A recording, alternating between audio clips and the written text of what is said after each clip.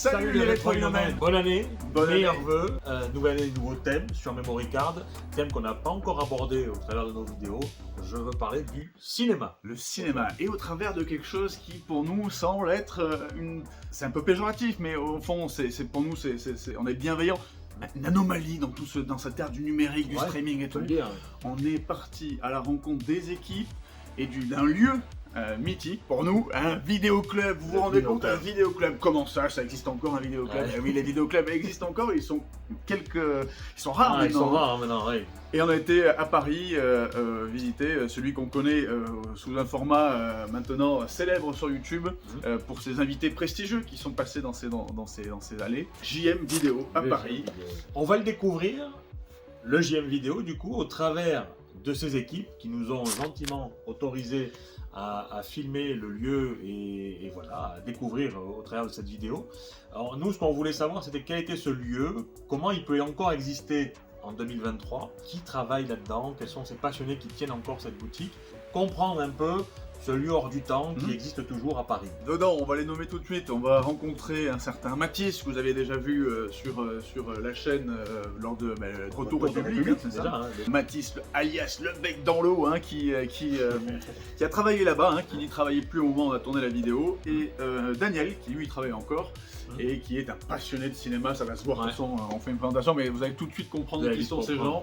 C'est des passionnés, clairement. Ça. On insiste aussi que la vidéo a été tournée en décembre 2022, en pleine Coupe du Monde. Quart de finale, finale. France-Angleterre, donc c'était en plein match en fait. C'était au début du match, on l'a même un peu loupé parce qu'on était en train de tourner cette vidéo. On avait ce créneau-là où vous avez autorisé à venir.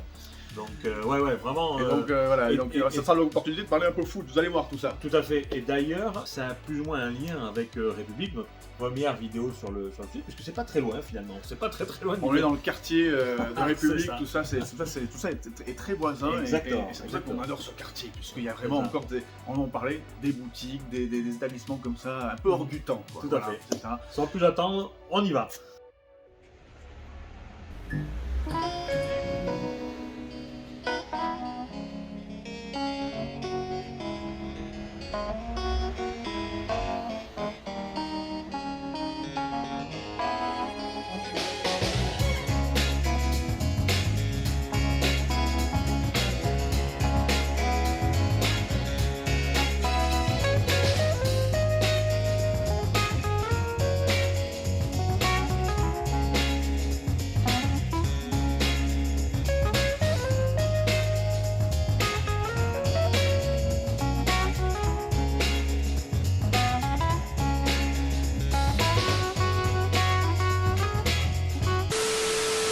Les uns les autres pour se voilà. Il y avait une entraide, quoi. Il y avait une entraide. Bah, C'est pas de la concurrence bête et méchante, quoi. Si tu veux, c'est plus du tout une industrie concurrentielle. Ouais. Le patron te le dit. Le vidéoclub a ouvert en 1982. Dans la rue là, au 121 Parmentier, il y avait un vidéoclub tous les 4 mètres. Il y avait 3 blockbusters. Il y avait 3 non pas blockbusters, c'est américain, mais il y avait 3 Vidéos Futures, qui est la grosse chaîne de l'époque, ne serait-ce que dans la rue. Et quand si tu veux, ça a perdu de la vitesse, la location de DVD, ils ont tous fermé parce que c'était des chaînes, donc qui étaient du coup esclaves quelque part d'un capital, d'une rentabilité à maintenir. Et là ici c'était un truc indépendant tourné par des passionnés, et eux ils ont maintenu le cap, et aujourd'hui bah, c'est le dernier parce que la passion, quoi. Tout à fait, c'est ça. Et c'est vrai que c'est les chaînes qui se sont écroulées en premier, quoi. Dans ce... Bah, parce qu'en fait elles avaient plus d'intérêt commercial à le faire. Mais t'entends les rats qui te navire, quoi. T'entends notre c'est vrai, c'est ça. Ouais. Mais t'entends notre patron parler des années 80 et tout, parce que là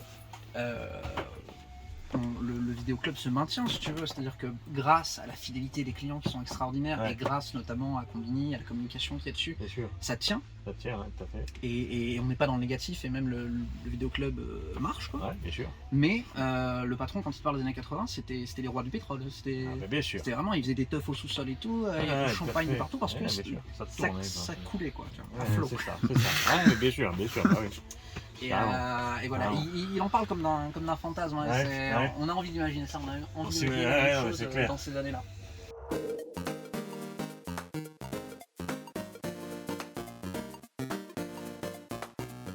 Voilà, c'est tout le cinéma français par réalisateur. Ça. On donne toujours la priorité au réalisateur et en fait, on crée des petites étiquettes réalisateurs à partir du moment où on a, un certain nombre de films pour aller avec ce réalisateur et tous les réalisateurs qui n'ont pas fait suffisamment de films qu'on a, après ils sont classés par ordre alphabétique. Là vous avez de la comédie française par exemple qui est entièrement par ordre alphabétique. Bon, OSS 117 par exemple n'a rien à faire là puisque Michel Azanavicius doit avoir son rayon dans les H. Bon bref, voilà, j'en fais. Il faut combien de films pour avoir son rayon quoi? 4, 5, 6. Je dirais que ça commence à 4, on va dire ça. Ouais. Ça commence à 4. À partir de 4, tu peux avoir ton rayon. Il y a des rayons fous, regardez, si on va juste derrière et qu'on voit Clint Eastwood par exemple, Eastwood il démarre là, et puis il finit là quoi, tu vois. Ah oui, il a double étagère quoi. C'est incroyable. Voilà, Woody Allen, regarde-le Woody Allen. Ouais, bien sûr. En fait, je retrouve là-dedans, dans une boutique comme ça, l'esprit des disquaires. Des passionnés. C'est ça. Alors certes, les disquaires ça avait complètement disparu pendant un temps, quasiment. Mais c'est des disques. Hein. Et c'est revenu. Ouais. Ça c'est des CD, excusez-moi, il y a des puristes ici. Les DVD du coup. Je retrouve un peu cet esprit-là. Et regarde, les disquaires, ils étaient complètement, pas disparus, mais quasiment, et puis finalement, ça revient. Mais si un jour, ça reviendra pas. Moi, je suis persuadé que à grande échelle, je sais pas. À grande échelle, je sais pas, parce que le jeu des plateformes est devenu tellement bien sûr. important en termes de, pareil, de nerf de la guerre, c'est-à-dire l'argent, quoi. Mais par contre, le fait qu'il y en ait plusieurs d'indépendants qui ressortent, je pense qu'à un moment, oui. Genre chaque ville aura son GM vidéo, tu vois. Peut-être pas 36 dans une ville, mais un. Ouais. Comme un disquaire maintenant. On a un disquaire, Voilà. c'est une toute petite ville, tu vois, donc... Jet Record. Mais dans cet esprit-là, effectivement, un par... franchement... Ouais. Tu vois, qui concentrerait du coup des passionnés. Exactement. Et ça et en fait, ça marcherait avec la communauté de passionnés, quoi, et ça suffit. Et c'est un lieu d'échange. Alors après, là, c'est quand même un cas d'école, parce que là, vous avez quand même beaucoup de films. Je suis pas sûr que s'il y a un disquaire qui ouvre comme ça dans une petite ville de province, il y ait un catalogue aussi fourni que peuvent proposer les plateformes de streaming, quoi. Tu vois, c'est ça qu'il faut concurrencer, c'est les plateformes de streaming, quoi. Alors là, là, ils vont les bouffer parce que les plateformes de streaming ils payent pour avoir des films et des fois ils perdent les droits, ils en ont d'autres. Oui. Parce que là, une fois que tu as les DVD, tu as les DVD. Et c'est surtout, je vous donne les chiffres, en film, pas en série, si on compte que les films, tu vois, les longs métrages, sur Netflix, il y en a un peu moins de 3000. Il y a genre 2600 films qui tournent avec des achats de catalogue et tout. Ça, ouais. Ici, on est sur 46-47 000 films. Oui, c'est énorme. Voilà. Mais ça se fait en 30 ans, quoi. Ça fait depuis les années 80, quoi. Tout à fait, mais aujourd'hui, le dernier vide-grenier que j'ai fait, il y a un gars, je le connais, il a un magasin qui vend des DVD dans le sud-ouest. Il est venu, il m'a acheté tous mes DVD, je ne pensais pas. Alors certes, je faisais 1 euro, tu vois. Il m'a pris une pile comme ça de DVD, parce qu'il va les foutre. Est-ce qu'à terme, il va ouvrir un vidéoclub? S'il veut, il peut. Hein. Ah, c'est le moment de constituer les stocks. Exactement. Parce qu'il y a beaucoup de gens qui se débarrassent. Tout à fait. Que dalle. Et alors, il faut quand même le préciser, ici, c'est pas que de la location, Mathis. Alors non, tout est à louer et tout est à vendre. Tout est à louer. Tout ce qu'on a là? Non, il y a ces 2 stocks différents, non? Tu peux acheter les exemplaires locatifs. Tu loues le DVD et que tu aimes trop le film, tu peux l'acheter. Tout simplement parce qu'en fait, il y a des films effectivement, il y a des films si rares qu'on a qu'en un seul exemplaire, qui est l'exemplaire de location. Et si quelqu'un veut l'acheter, il faut qu'il mette le prix parce qu'un film très rare, en fait, c'est quasiment une stratégie de le vendre assez cher, un film très rare, pour qu'il reste en location. Pour le garder à la loc, quoi. Pour le garder et que plus de gens le voient. Tout à fait. Pour le voir. Alors ça c'est un signe, il faut en parler. Quand ça tombe, il faut en parler. Ouais. Qu'est-ce que c'est? Mais c'est Get Out.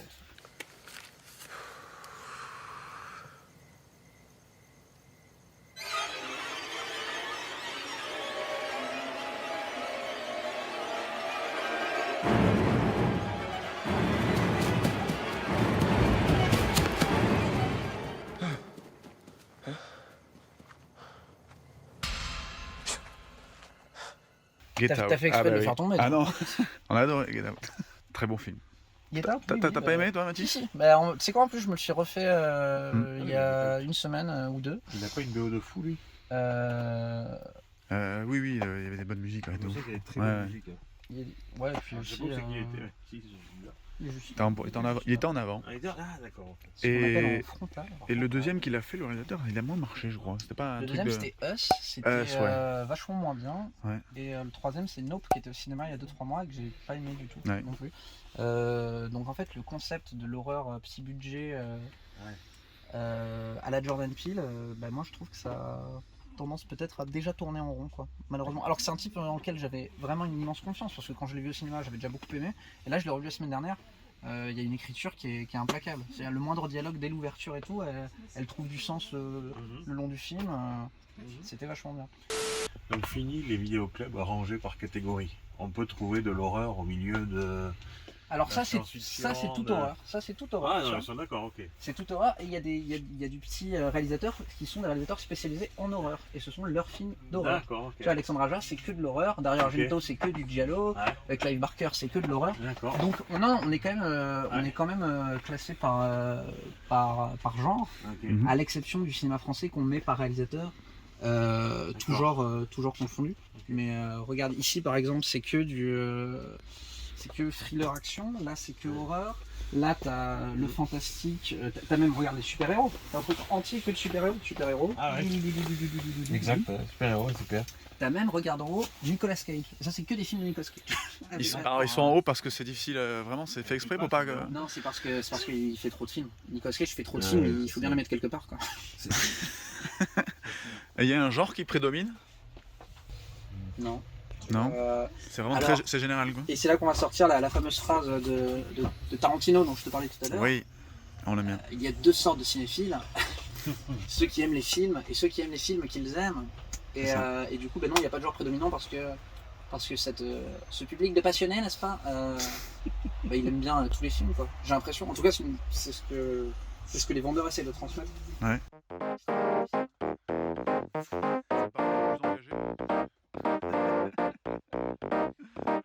Et alors, Tix, là on arrive devant du Blu-ray. Qu'est-ce que ça fout là? En fait, c'est. Parce c'est ça qui est fou aussi avec ce support DVD, c'est qu'il est toujours là, quoi, tu vois. Tu peux encore lire des DVD dans Parce que, alors c'est parce que c'est le plus populaire et c'est qu'en fait Et la plupart des gens, encore une fois c'est un vidéoclub avant tout de quartier, tu vois, Bien parce sûr, qu'il est bien implanté sûr. dans Paris. Bien Et ce sûr. qui fait que tous les gens, tous les habitués qui sont là depuis des années, sont passés du magnétoscope, parce que c'était que des VHS ici avant, Mais c'est ça, sont voilà, passés c'est du magnétoscope au lecteur DVD C'est et ça. ils sont pas tous passés du Difficilement, lecteur DVD au Blu-ray. exactement. La majorité est encore sur Et les bien, DVD. c'est ça qui est intéressant. Et dans donc le du coup on cinéma. a plein de Blu-ray Tout à fait. pour les gens qui veulent la qualité. bien Et sûr. il y a des gens qui regardent plus en Blu-ray. Hein. Bien sûr, bien sûr. Et on Ouais, a t'en as aussi- là aussi. On a le 4K Ultra HD. Le 4K et tout Ultra, ça. bien sûr. Mais c'est quelque chose qui se loue moins tout simplement parce que le matériel c'est Ouais. moins. C'est ça. Et ce qui est fou, c'est qu'on aurait pu penser que quand c'est sorti, et Dieu sait si ça fait un petit moment que c'est sorti, là, dans le Blu-ray, hein, je crois qu'on est sur. C'est toujours le lien avec les jeux vidéo, mais c'est PS3. Donc PS3 c'est 2006. 2006, tu vois. En tout cas c'est la première console qui est Et le pour Blu-ray. Je crois autant, que ça n'a un pas an avant. écrasé les DVD comme la VHS ça a été écrasé par les DVD en son temps. Ça n'a parce pas que- écrasé, quoi. Parce que, tout simplement parce que à la sortie, la différence de prix était trop grosse. Ouais. La différence de prix entre le Blu-ray et le DVD. Mais Ça, même dans le temps, ça se réduit. ça hein. se réduit, Ça hein. se réduit aujourd'hui. Mais tu as toujours des films qui sortent en DVD plus de 10 ans après Est-ce la que c'est sortie pas du- aussi parce que justement le Blu-ray met vraiment en avant des avancées techniques et technologiques, tu vois, sur le son, sur l'image, Mhm. et que pour le très grand public, finalement c'est pas ce qui C'est pas ce qui assez- prévaut dans le Ouais, film, tu vois. tout à fait, tout à fait. C'est parce que Ou peut-être les que- gens achètent un ouais, film c'est pour ça. l'histoire, pour les acteurs, pour le Mhm. genre, etc. à Et fait. après, au sein de ces gens-là, tu as le petit passionné qui va vouloir la meilleure image possible, la meilleure qualité, et Bien donc sûr. qui va augmenter avec la technologie. Bien sûr. Il y avait des laserdiscs, hein. Vous vous rappelez des Et laserdiscs? oui, bien Ouais. sûr. D'ailleurs, Ça a flopé. ça a floppé, non? Ça a flopé. Il y en a 2-3 là. Vous en avez des laserdiscs ici? Ouais, on en Hein a 2-3. Vous les louez pas, ceux-là? Non, on les loue pas. C'est pour la déco. Il y a... C'est ça, en fait, ça devient des objets de décoration à la fin. Des objets de décoration, ouais, tout à fait. Tout à fait. Je savais pas qu'il y avait Dora qui était sorti Ah oui, oui, En en, film. en live action, ouais. en live action. Ouais. Dora l'exploratrice. C'est pas ce que ça vaut.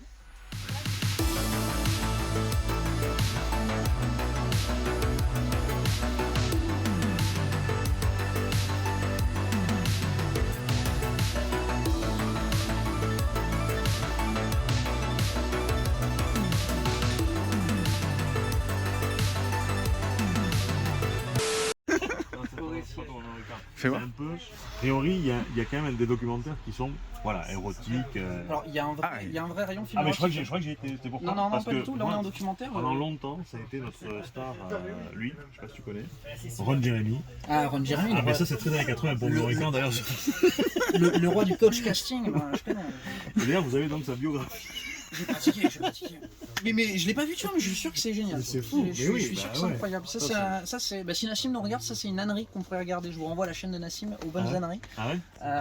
C'est un truc qu'on est en train de créer où on regarde un peu n'importe quoi en commentant, tu vois. Ah oui, moi, écoute, ça a l'air formidable, n'est-ce pas? C'est à vendre, ça? Ouais, celui-là, tu veux que je sorte le prix? Franchement, ça envoie le prix, s'il te plaît. Et tiens, profite, ça j'aime beaucoup, ça aussi. Là, on est en mode Tortue Géniale taille. Pour des raisons évidentes de contenu non adapté à la plateforme YouTube, nous ne diffuserons pas la suite de cette séquence qui, entre nous, n'allait nulle part. Merci, Master Tony.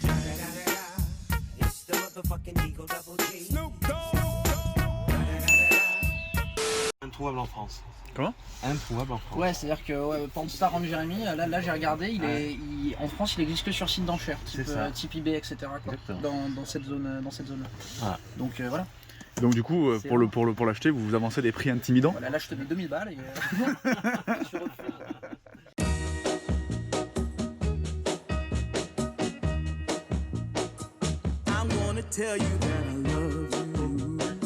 Et alors à l'entrée du magasin, on voit qu'il n'y a pas que du DVD, il y a aussi réparation de jeux vidéo.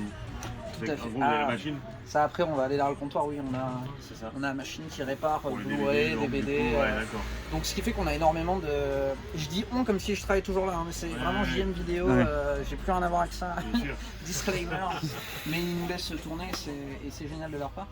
La machine, ça amène en clientèle, tu sais, tous les mecs qui bossent en brocante, en marché, qui tombent sur des trucs hyper rares, qui peuvent vendre super cher, mais le CD il marche pas lorsqu'il est rayé. Il est ici, il le répare pour 5 balles et ils peuvent le vendre 500 balles derrière, en fonction de la rareté. Donc c'est nécessaire. Si vous avez... pour vous, parce que c'est votre outil de travail, et pour ça peut faire un petit et puis même toi, tu vois, t'as un CD qui passe pas, qui est rayé, ou un DVD qui bloque à une image, tu l'amènes ici, ça repart. Les fameux steelbooks.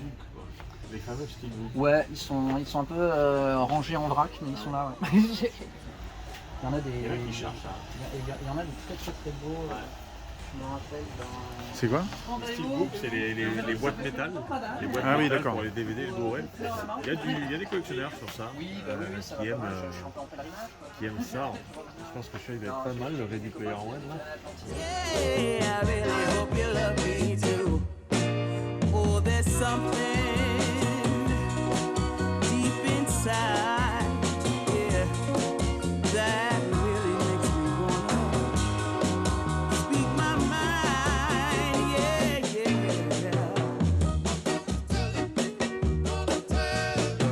J'avais une question à te poser. Tu me demandais pourquoi j'ai pris la doublure orange. Voilà, c'est d'où ça vient. C'est un cadeau, c'est vrai que c'est dur à assumer, moi je le fais quoi. Non, moi je veux savoir comment on a fait, si tu veux, pour en arriver là. Comment on a fait, qu'est-ce qui s'est passé ici? C'est vrai qu'il y a Brad. Ouais, mais voilà, qu'est-ce qui s'est passé pour que, naturellement, Brad vienne ici, comment on a fait pour en arriver là? C'est Combini qui a décidé de lancer ce format pour parler à des créateurs dans un milieu où ils étaient passionnés, et ça a pris au point que... il me semble, je ne veux pas dire de conneries, mais ça a pris au point que c'est leurs vidéos qui font les meilleurs scores et leurs vidéos qui ont les meilleures critiques aussi. C'est-à-dire que Combini est très décrié pour certains travaux journalistiques, genre dit léger ou je sais pas quoi, mais dans le vidéoclub, la parole elle est aux professionnels et tu sens qu'il maîtrise son histoire et tout. Et les gens ont vraiment accroché, et je pense que c'est très lié à ce que toi et ton frère vous essayez de faire ressentir aussi. C'est-à-dire que quand les gens ils rentrent ici, les réalisateurs, tu le sens aussi qu'ils ont cette nostalgie dans leurs yeux, et ils ont envie de chialer quoi.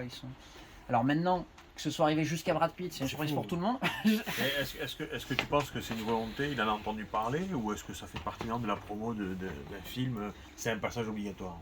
Alors je sais pas à quel point, je pense pas que c'est venu de lui personnellement, très honnêtement. Je sais pas à quel point les studios de cinéma se disent aussi, tiens, il y a ce petit vidéoclub en France, on va faire un truc.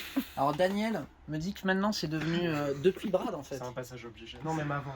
Ça fait partie de la promo. Justement, Brad Pitt, c'est-à-dire ce sont les agents de Sony qui ont entendu parler de l'émission, qui faisaient de plus en plus de bruit. Les 4 ans, c'est-à-dire comme l'émission elle a 4 ans progressivement, ça a gagné en crédibilité, les invités étaient de plus en plus prestigieux. Ok. Mathis, toi tu l'as reçu, Norton. T'étais là? Non, Norton, j'étais pas là, c'était un. T'es parti juste avant. Non, t'étais je suis arrivé juste après. Calvin était là pour Norton, je crois. Moi, je suis arrivé, mon premier jour, c'était Alexandre Desplat. Mon dernier jour, c'était David Cronenberg. D'accord. Mon premier Et jour, au milieu, il y a eu. Mon premier jour, c'était Gilliam, et deuxième fois Cronenberg. Donc ça monte en gamme. Daniel, il est arrivé pile justement quand c'est à l'explosion internationale. C'est clairement, mais c'est fou parce que ça touche à l'international, mais en réalité, Combini, ça touche le marché, c'est la France. C'est de me rapprocher. L'émission fait le tour du monde, il y a des gens qui viennent. D'accord, ok. Cet été, on a une. Et il y a une version Combini US qui marche. D'accord. On a eu une faible fréquentation cet été. Cet été, on était déprimés, tous nos clients étaient partis en vacances. Ouais, c'est ça. Et ce qui nous a fait vivre, ce qui a fait visiter le magasin, ce sont les touristes de Tokyo, de Montréal, de New York, c'est ici, c'est ici. Et c'est quelque chose qui se prolonge. D'accord. Au point que c'est un passage presque obligatoire dans la promo d'un film. Oui, c'est devenu c'est fou. Il y a des gens, il y a certains clients qui ne viennent louer que des classiques, que des films Arsène Lupin Nanterre, par exemple. Mathis, toi, la demande la plus obscure que tu as pu avoir d'un client, ce serait quoi? Alors, c'est pas une demande obscure, mais bon, il y a plein d'anecdotes de gens qui cherchent des trucs chelous. Celle-là, elle est rigolote. Il y a un mec un jour, je suis avec ma stagiaire, derrière le comptoir, il y a un type qui arrive, assez étrange, et qui me dit bonjour, je voudrais Austin Power 1 et 2. Ça va? Alors je lui dis, pas de problème, je vous les sors. Mais il continue de parler. Et il dit, non mais parce qu'en fait, je suis chaman, et j'organise une conférence dans pas longtemps sur l'animal intérieur. Et je voudrais commencer avec les nains. Donc j'aimerais voir le mini-moi de Austin Power. Ma stagiaire s'est barrée direct au sous-sol parce qu'elle allait éclater de rire. Oh, putain. Moi je lui ai sorti Austin Power en disant l'animal intérieur, le nain, donc d'accord. Non, là, je vois par contre ici un de mes traits. Il était caché, hein. Le petit bon baiser de Russie là-haut. From Russia with love, I fly. Here you are, in case you ever need it again. Oh, yes. All government property has to be accounted for. But as I said before, we won't always be working on the company's time, will we? No. I've traveled the world. James, behave yourself. We are being filmed. Oh, not again. Ah ben là t'as le James Bond. Ils sont tous là, quoi. Ils sont pas tous là, parce que tous les récents par exemple ils sont encore avec les DVD. Ah ouais, c'est pas des DVD collection ça en plus quoi. Qui étaient dans des boîtes collection avec tous les trucs. C'est vraiment chaque DVD et... Il y a vraiment un énorme coffrage de... Oh bah ça marche.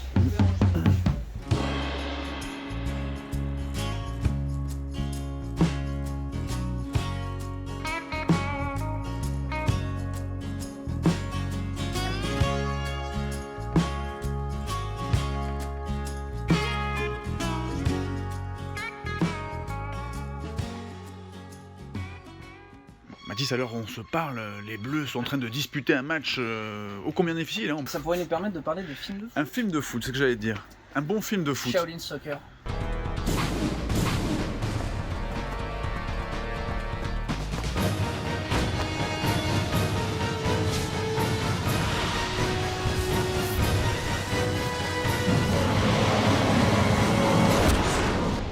C'est des moines tibétains qui font du kung-fu et qui font du foot donc. C'est ouais. Ah ouais. Où est-ce que je le trouve, Daniel, Shaolin Soccer? On n'a pas dit une parodie. Ah, il y a Shaolin Basket déjà, c'est là. Maintenant, Shaolin Soccer, il reste pas une doigt dans le coin. C'est une repompe, hein, il est mieux soccer. C'est la boxe, le sport le plus cinématographique. Ouais. Bien sûr. Mais en film de foot, Joue-la comme Beckham, tout le monde aime bien Joue-la comme Beckham en général. Ouais. Film de foot féminin britannique.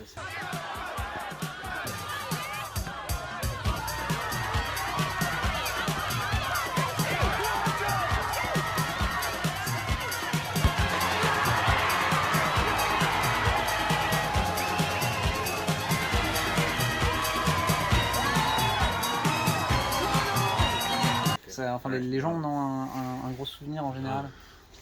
Film de Hooligan, par contre, il y a Hooligan 1, 2 et 3 qui est trop bien. qui sont des. Avec Elijah Wood. Tout à fait. Et là, ça pète des gueules en Angleterre. Il est trop bien, ils sont trop bien, les deux ils sont trop bien. Die, enormous bastards! You fucking wanker! You fucking... Come on, you fucking Zulu cunt! Come on! I want you cunt! Come on, you fucking mug! Come on, dude! Oh! I don't fucking believe it! He's over there! Look! It's fucking Bubba! It's fucking Bubba! Look! He's over there!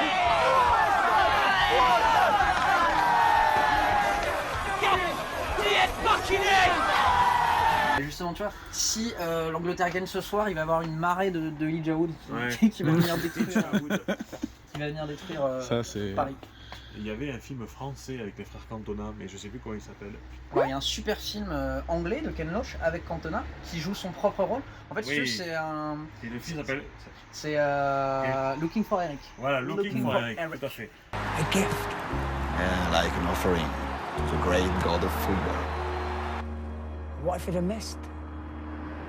You have to trust your teammates. Always.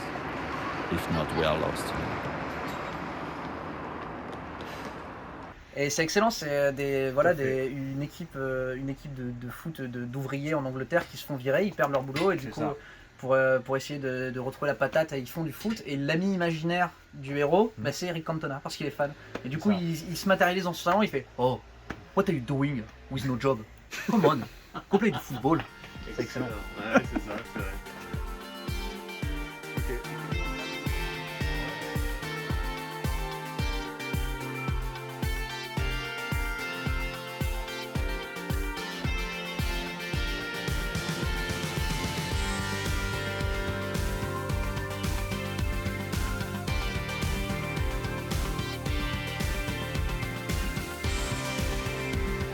Alors déjà derrière le comptoir on trouve un Daniel qui vient avec le magasin. Voilà.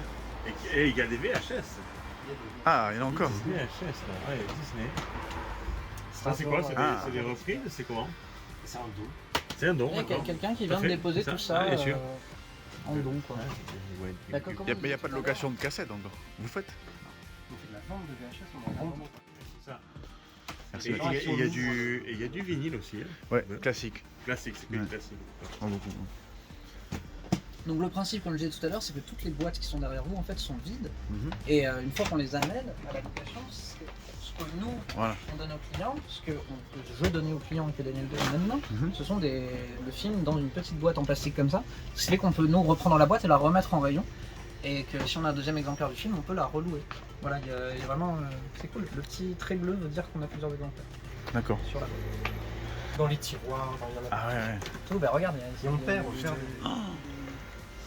Et alors là, Mathis, je sais pas, moi je te demande Calmos. Là, tu sais où c'est? Je sais pas. Iris le sait. Calmos, c'est les 279. Iris, c'est notre ami.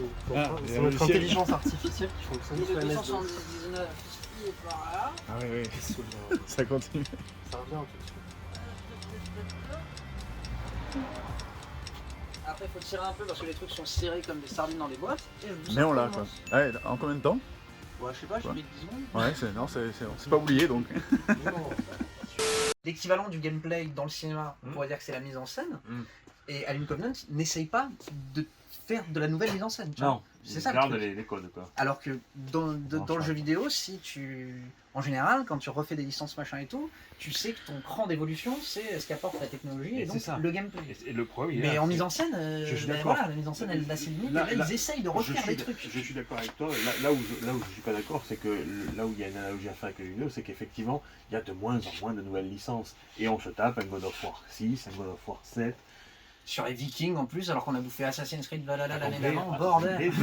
On peut dire aussi que la dernière licence créée par Nintendo, c'est Splatoon. Splatoon sorti en 2013, bientôt 10 ans que Nintendo n'a pas sorti de nouvelle licence. Ouais, c'est incroyable. C'est fou. Bon après Nintendo ça fait... Oui mais ça veut dire qu'ils vivent sur Ils tiennent sur leur mastodonte depuis bien longtemps. Mais bon, même s'ils avaient leur socle, Mario, Zelda essentiellement, tu avais d'autres licences qui voyaient le jour. Et là, depuis 10 ans, quasiment, l'année prochaine ça fera 10 ans que Nintendo n'a pas une nouvelle. Donc je pense que dans le cinéma, sur ça il y a une analogie. Sur le fait que tu vas tout avoir des suites, ou en tout cas des spin-offs, des ceci, des cela, des remakes, mais moins de variété, heureusement, la scène indé C'est la peur du risque. C'est la peur du risque, mais bien entendu. Mais parce que, on reviendra toujours, c'est les années... Voilà, c'est ça. Il faut faire du pognon. Et on a des exemples de ça. Et on peut y revenir aussi, le talent. Le problème, c'est que le talent... Et oui, c'est bien la question. C'est bien, exactement. On peut se poser la question, en tout cas. Moi, je peux me poser la question. Je ne connais pas assez le cinéma pour en parler, mais... Je l'ai regardé pour déconner sur MyCanal, mais c'est effroyable. Ah ouais, c'est genre, ils ont pris Harry Potter. Enfin, quand j'avais écrit l'analogie, du coup, en tout, je prenais ça comme exemple de genre, tu sais, t'as ton tableau et du coup, c'est de moins en moins dessiné. Là, c'est carrément dans un coin, ils ont chié sur un mur. Mais vraiment, c'est hallucinant tellement ça tient pas debout. T'as un univers qui est fou, quoi. Et t'as un casting de fou furieux, t'as Eddie Redmayne qui a été plusieurs fois nommé aux Oscars, Mads Mikkelsen et tout, et tout ça pour un scénario qui tient sur un timbre-poste et qui n'est que du « Hey, vous vous souvenez d'Harry Potter? C'était bien Harry Potter, hein ?» D'ailleurs, bon alors là c'est pas l'affiche originale, mais sur l'affiche cinéma, y a plein de gens qui en ont déjà parlé sur YouTube et tout, mais il y a marqué « Le monde d'Harry Potter revient en énorme, les animaux fantastiques », qui est le nom de la licence du film, hein. En tout petit, tu vois, et Dumbledore, vous vous rappelez Dumbledore, c'était dans Harry Potter. C'est un peu la vignette Dumbledore.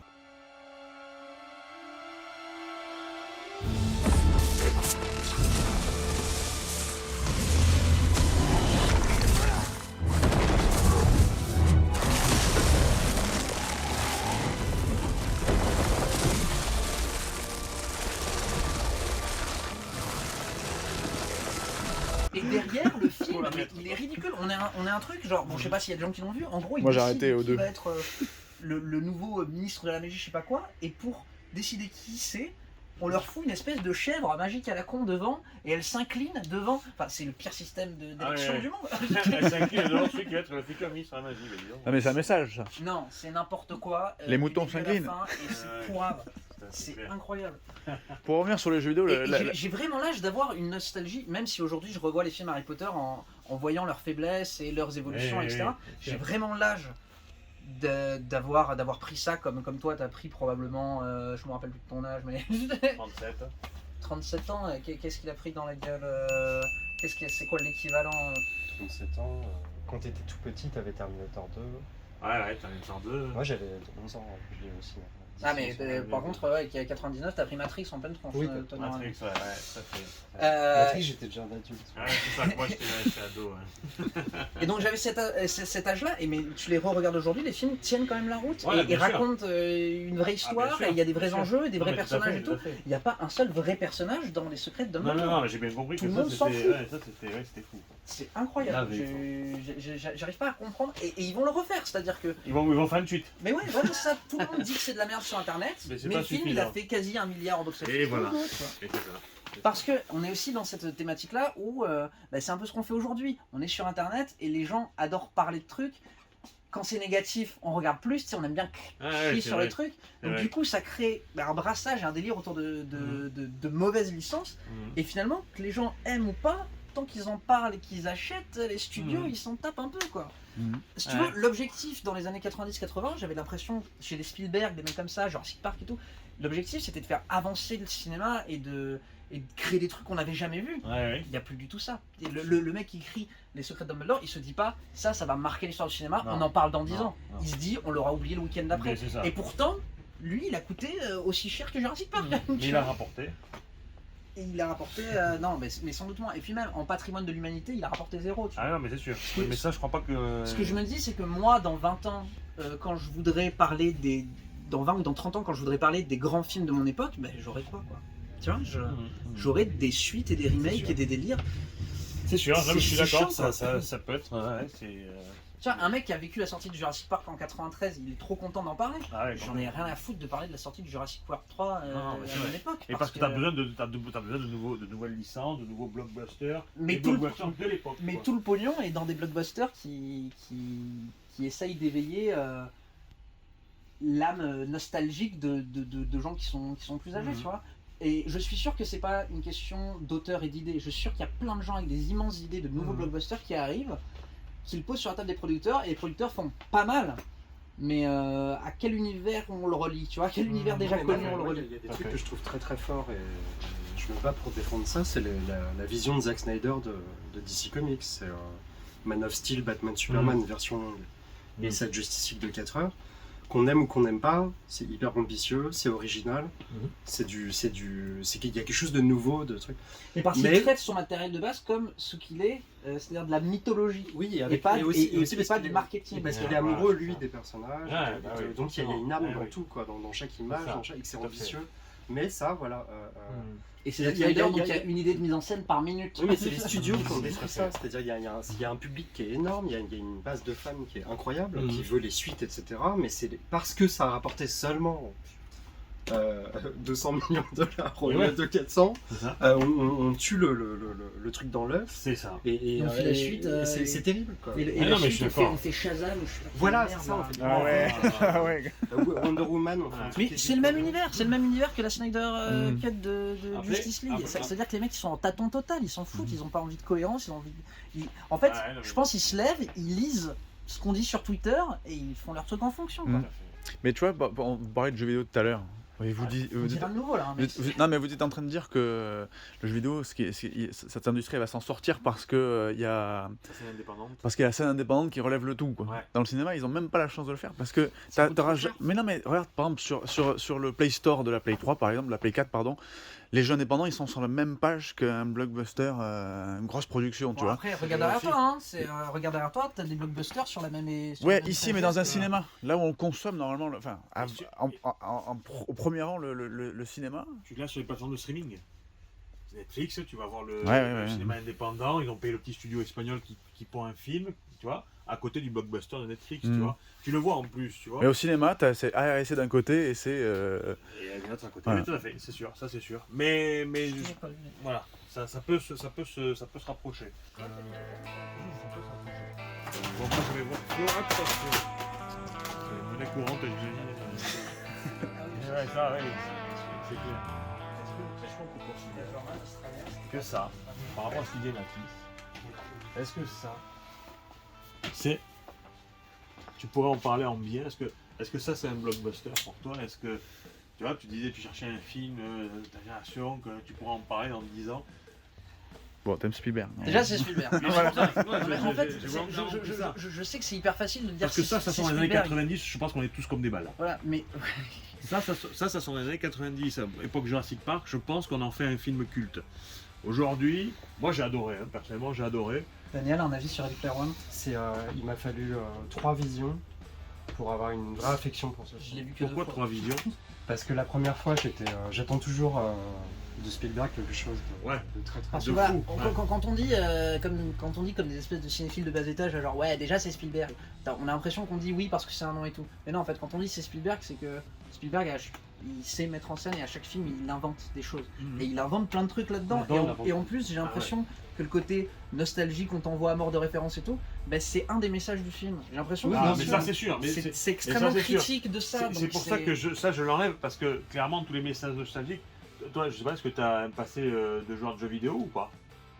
Non, des jeux vidéo vraiment à l'ancienne, Command & Conquer, Starcraft. Ouais, d'accord, tu as un peu une notion, mais pas tout. Par exemple, la scène de la course, où au début de la course, tout le monde a vu le film, il n'y a pas de spoil. Ouais, non. La scène de la course où tout le monde n'arrive pas à la fin parce qu'ils se font à chaque fois choper par le King Kong dans la ville, là. Et qu'en fait, ils captent qu'il faut faire machine arrière. Ça, c'est une grosse ref aux jeux vidéo.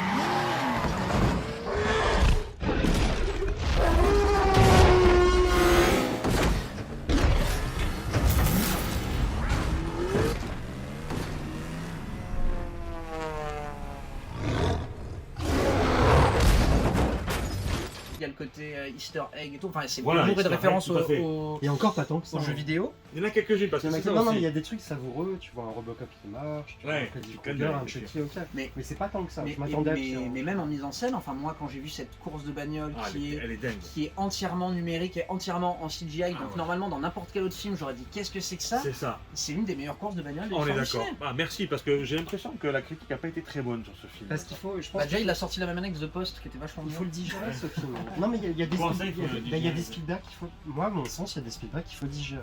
C'est-à-dire, tu regardes La Guerre des Mondes la première fois au cinéma, tu peux être impressionné de ça, mais si tu le vois 2, 3 fois, 4 fois, c'est autre chose que tu. Il y a plusieurs couches chez Spielberg. C'est un millefeuille. C'est un tout à X-Files. fait. Il y a plusieurs sensations, tu peux pas tout capter d'un coup, c'est très très riche en fait. D'accord. C'est beaucoup plus riche que ça ne laisse penser. Ouais, bien sûr. Et, oui, Deep Player One ne fait pas exception. D'accord. Même Tintin. En premier lieu, tu étais ébloui par le côté technique. Ouais. Et petit à Et petit, après, t'as... tu découvres d'autres choses, D'accord. d'autres choses, d'autres Ok. choses. Bonjour. Je le vois là parce que depuis tout à l'heure je cherche des films que j'adore, mais je suis obligé. Je le montre. Ça. Today's a training day, Officer Hoyt. Show you around, give you a taste of the business, you know? I got 38 cases pending trial, 63 in active investigation, another 250 on the log I can't clear. I supervise 5 officers, that's 5 different personalities, 5 sets of problems. You could be number 6 if you act right. Ça c'est top, c'est top 10 hein, pour moi, tous les jours. Celui-là je peux le remater. Training Day, Ah, mais Alexandre Fuka, Denzel Washington, Snoop Dogg qui joue un handicapé. C'est fou, c'est fou. C'est Je deux. pourrais le regarder Ouais, sans- c'est une vision du film d'action. Je me J'adore, rappelle. j'adore. Anecdote, j'étais avec mon ex-copine à l'époque. Son père était militaire. Il voulait voir un film d'action un peu simple, tu vois. Genre, il voulait pas trop se péter la tête. J'ai mis Ready Player One, mais à côté, il y avait sa mère très religieuse, très croyante, qui ne supporte pas les gros mots. Training Day, c'est. Training Day, ça parle de t'arracher les yeux, de te les faire bouffer, chier, etc. C'était, ça a été une soirée. Les quartiers chauds de Los Angeles, il me semble, hein, c'est une descente dans les quartiers chauds de Los Angeles. Bon, moi je vais voir le match. Hein. D'ailleurs, Sacha, tu boycottes pour finir. Ouais. Sacha, tu boycottes? Ouais, pas la bière, mais. La bière aussi, non. Meilleur film de sport de tous les temps, il faut regarder L'Enfer du Dimanche. Ah oui, Any Given Sunday. Oui, mais enfin, oui. voilà, c'est le seul Ryan du football américain. Voilà, exactement. Là, j'ai vu au cinéma, je suis assez vieux pour avoir vu ça. Ah, mais voilà. La tête qui... C'est pas un grand film. Ah bon, pour moi, c'est en sport, dans le thème sport, moi, je trouve que c'est un grand c'est là-haut. film, Ouais. Techniquement. Ah non, mais pas que. Le discours, non, mais ne serait-ce l'écriture. que, voilà, ne serait-ce que pour l'émotion de Pacino qui me fait ouais. pleurer Terrible. comme un fou. Mais bon, allez. Moins que dans Une après-midi de chien. Ciao, Anthony. Ciao. Deuxième mi-temps, là. Et le deuxième mi-temps. C'est quoi le score? C'est 1-0 pour la France. Ah, c'est vrai? Non. Là, il y a un monsieur qui est rentré, un peu éméché, qui nous l'a dit. Hein. Oh là, c'est Un peu éméché? Oui, c'est ça. C'est vrai. À bientôt, merci. Je te dis à toutes. Ouais, à toutes. Je Non, mais pense moi- à tout ce que t'as filmé, mec, je trouve ça immontable. On fait pas ça, on fait pas des trucs sans axe. Tu vas préparer un discours. Après, t'as un téléphone à 1500 balles qui stabilise pas mal, mais. Oui. Mathis, on arrive vers la fin de cette vidéo. Le mot de la fin. Bah, je dirais que le cinéma, finalement, c'est un peu comme le Magicien d'Oz, c'est-à-dire que on est emporté par cette tornade d'images et d'émotions. On n'est plus au Kansas, c'est fini de retirer, on n'est plus dans le Kansas et on arrive dans le monde merveilleux. Sauf que dans le Magicien d'Oz, il suffit de faire claquer 3 fois ses talons pour revenir dans le monde réel. Une fois que la tornade du cinéma vous a happé, vous pouvez claquer vos talons tout ce que vous voulez, vous n'en reviendrez pas.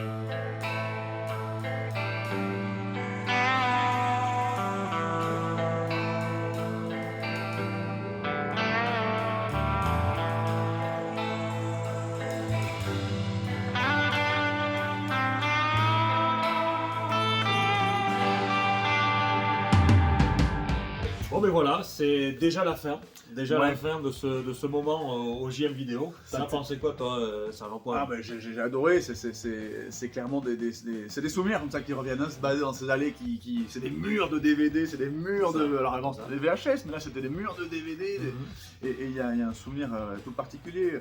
On en a d'ailleurs, on peut en parler, moi je me rappelle d'être dans des vidéoclubs comme ça, où avec ma mère, alors c'était des VHS, on rentrait dans les allées, ça clopait à l'intérieur des vidéoclubs, et il y avait des plots cendriers qui étaient partout dans chaque espace, espace il y avait des plots avec des cendriers, ça clopait, je me rappelle, ça sentait ça. Une époque voilà, totalement révolue. Oui, révolue, bien sûr. Toi t'avais des souvenirs toi, dans un vidéoclub? Ouais, j'avais un souvenir particulier en fait, j'étais effectivement dans notre ville, c'était un vidéoclub qui n'était pas une chaîne, c'était pas une franchise ou quoi.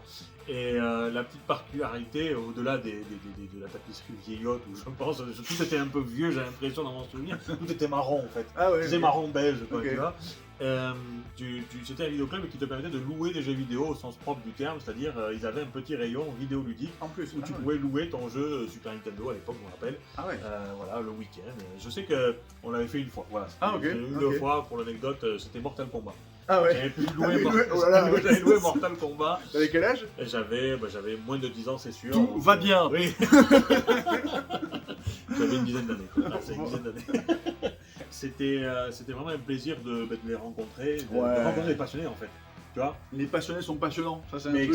Voilà, ça. On aimerait en rencontrer plus et on va chercher à l'avenir peut-être trouver des lieux comme ça. On en parlait peut-être un disquaire dans notre ville qu'on aimerait bien rencontrer, qui nous parle un petit peu de sa passion, et parce qu'ils la font vivre. Dans leur ville, il y a une communauté et ça c'est trop bien.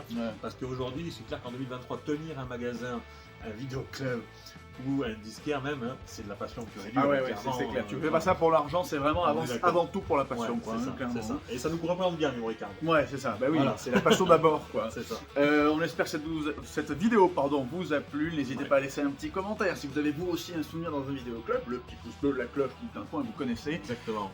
Abonnez-vous, hein, si vous voulez suivre toute l'actualité de Memory Card. Voilà.